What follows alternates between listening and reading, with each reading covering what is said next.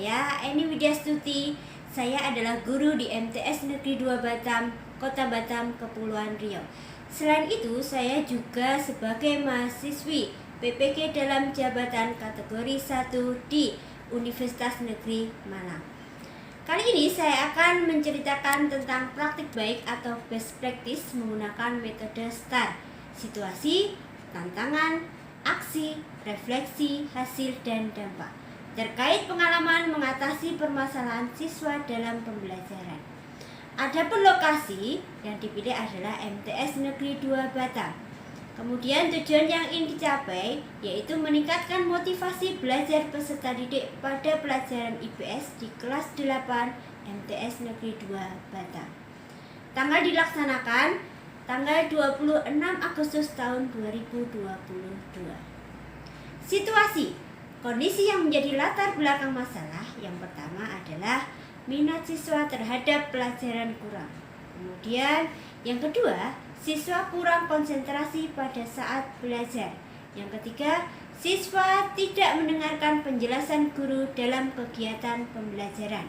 Sedangkan yang keempat, siswa tidak mengerjakan tugas yang diberikan tepat waktu.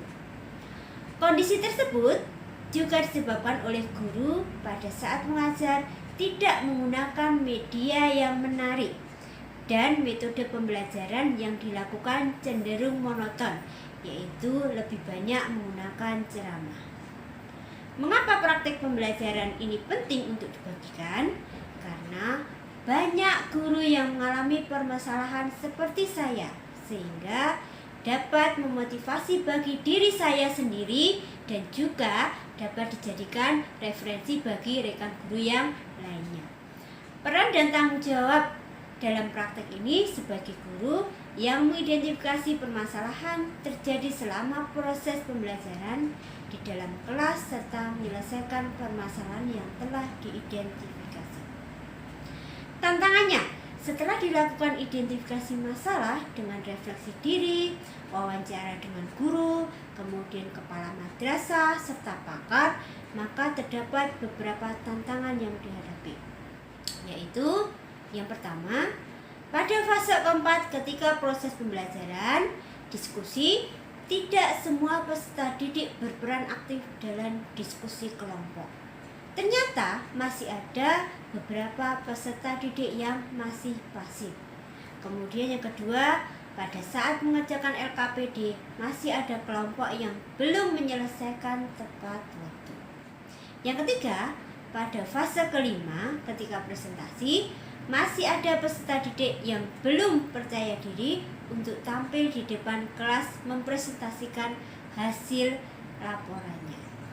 Jika dilihat dari beberapa tantangan yang dihadapi, maka guru harus lebih meningkatkan kompetensi, baik dalam pedagogik maupun profesional, sehingga peserta didik akan lebih pasif dalam pembelajaran.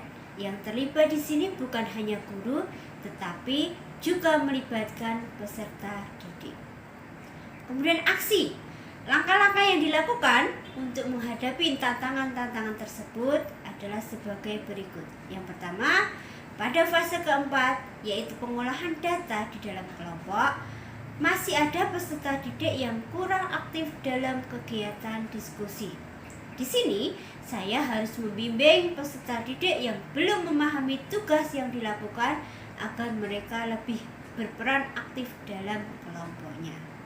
Kemudian yang kedua, pada kelompok yang tidak tepat waktu dalam menyelesaikan LKPD, maka saya membimbing kelompok tersebut agar mereka membuat pembagian tugas sehingga dapat bekerja sama dan menyelesaikan LKPD tepat waktu.